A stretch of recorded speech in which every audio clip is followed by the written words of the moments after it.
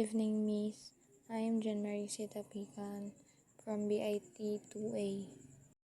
This video is shown as a Windows form that will be drag and drop.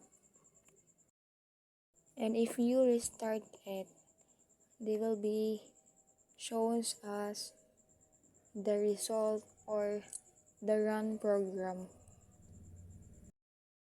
And if we enter number 1 is 4, then enter number 2 is 4 again, it equals, if in addition, is equals to 8.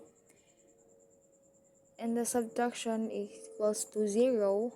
And the multiply is equals to 16. And divide is equals 1. And then you need to clear and enter another number, so we call that we answer the divide. Or we can show us what's the answer of divide.